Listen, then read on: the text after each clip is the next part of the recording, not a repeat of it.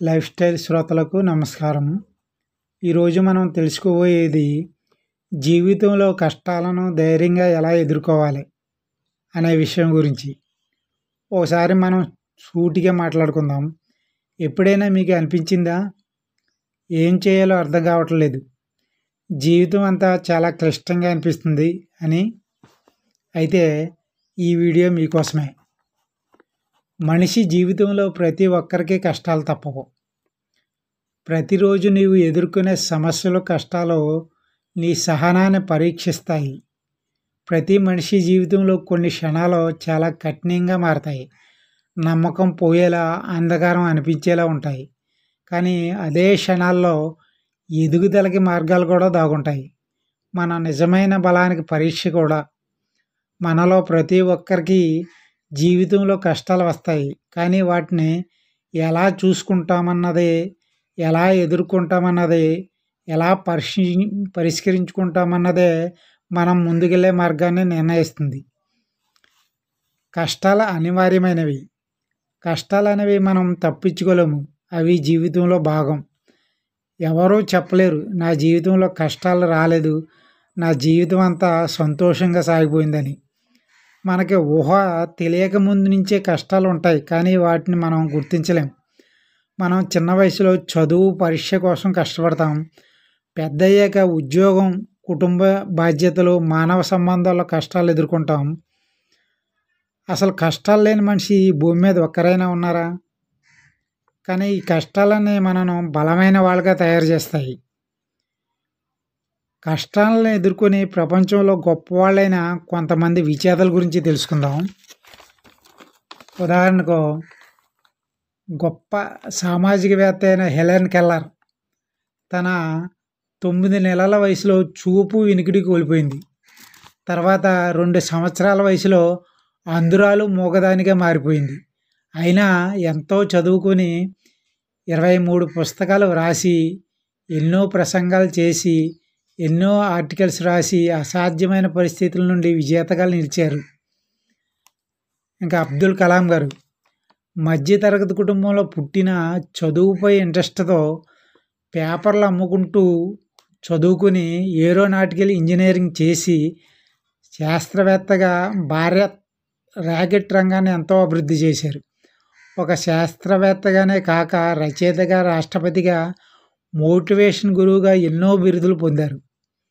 ఇంకా Nelson Mandela దక్షిణాఫ్రికాలో జాతి వివక్షతపై ఎన్నో పోరాటాలు చేసి 27 ఏళ్ళు జైలు జీవితం గడిపారు. అయినా ఆశలను కోల్పోకుండా జైలు నుండే తన స్ఫూర్తితో జాతి వివక్షతపై శాంతియుత పోరాటం చేసి విడుదలైన తర్వాత దక్షిణాఫ్రికా అధ్యక్షునిగా ఎన్నికయ్యారు. ఇలాగా ప్రపంచంలో ఎంతోమంది ఉన్నారు కష్టాలు ఎదురైన విజేతలుగా నిలిచిన వారు. కష్టాలను ఎలా అర్థం చేసుకోవాలంటే, కష్టాలు నిన్ను అణిచివేయటానికి రావు, నిన్ను పరీక్షించడానికి వస్తాయి. ఒక సమస్య ఎదురైందంటే ఆలోచించండి. మన కష్టాలు ఎందుకు వస్తున్నాయో అర్థం చేసుకోవటం మొదటి అడుగు. ఏదైనా కష్టం వస్తే ఒక్క క్షణం ఆగి ఆలోచించండి. ఒకసారి మనం సమస్య యొక్క మూలాన్ని గ్రహిస్తే దానికి పరిష్కారం దొరుకుతుంది. మన లోపాలుంటే గుర్తించి అవి రేపటి మార్పుకు మార్గాలుగా మలుచుకోవాలి. అంతేకాక సమస్యల మీద స్పందన ఎలా ఉండాలంటే, మనకు సానుకూల దృక్పథం చాలా ముఖ్యమైనది. ఇది నాకు ఏం నేర్పుతుంది, నేను దీని ద్వారా ఏమి అభివృద్ధి చెందగలను అని ఆలోచించాలి. బాధల్లోంచే మార్పు మొదలవుతుంది. ఒకసారి పరీక్షలో ఫెయిల్ అవ్వటం, లేక ఉద్యోగం పోవటం అవి ఆఖరు కాదు. ఒకసారి ఆ లోపాన్ని గ్రహించి ముందుకెళ్ళినప్పుడు మనం ఎదురు తిరగటమే కాదు, గెలుస్తాం కూడా. ధైర్యం మరియు నమ్మకం కలిగి ఉండటం అంటే, కష్టాలపై గెలవాలంటే 2 అస్త్రాలు అవసరం. అవి ధైర్యం మరియు నమ్మకం. ఏదైనా జరిగిపోయిన తర్వాత మనం రెండింటిలో ఒకటి చేస్తాం. రాలిపోవచ్చు, లేక లేచి ముందుకెళ్ళచ్చు. మనలో ఎంత ధైర్యం ఉంది, మన మీద ఎంత నమ్మకం ఉంది అనేవి అసలు బలాలు. పరిస్థితులు మంచిగా ఉండవలసిన పని లేదు, మన ధైర్యమే మార్గాన్ని తయారు చేస్తుంది. మనం మన మీద నమ్మకం పెంచుకోవాలి. ఓ దశలో నీవు పడిపోతావు, కానీ నీవు మళ్ళీ లేచే శక్తిని సంపాదించాలి. తప్పులు జరగవచ్చు, అపజయాలు రావచ్చు, కానీ నీవు మళ్ళీ లేచే ధైర్యం కలిగి ఉంటే నువ్వే విజేతవి. ఆచరణాత్మక మార్గాలు ఓకే, కష్టాల సంగతి మనం అర్థం చేసుకున్నాం. ఇప్పుడు చేతల్లో ఏం చేయాలో చూద్దాం. నెంబర్ 1, సమస్యలకు కష్టాలకు లొంగిపోయి ఆందోళన పడకుండా ఉండటానికి ప్రతిరోజు ధ్యానం చేయండి. నెంబర్ 2, సమస్యలను చూసి కృంగిపోకుండా పాజిటివ్ మైండ్ సెట్తో ఉండండి. నెంబర్ 3, సమస్యలలో అండగా ఉండే మిత్రులతో కలిసి ఉండండి. నెంబర్ 4, శారీరకంగా ఆరోగ్యంగా ఉంటే మానసికంగా ఆనందంగా ఉండగలం. అందుకే ఆరోగ్యకరమైన ఆహారంతో పాటు వ్యాయామం తప్పనిసరి. నెంబర్ 5, నిరంతరం నేర్చుకోవడం ద్వారా సమస్యలను ధీటుగానే ఎదుర్కొనే పరిష్కార మార్గాలు తెలుస్తాయి. కష్టాలు వెనుక ఉన్న అవకాశాలు ఏంటంటే, ప్రతి కష్టంలో ఓ అవకాశాన్ని చూడటం నేర్చుకో. నీ జీవితంలో వచ్చిన ప్రతి కష్టం, సమస్య నీ కథను మరింత శక్తివంతంగా తయారు చేస్తుందని తెలుసుకో.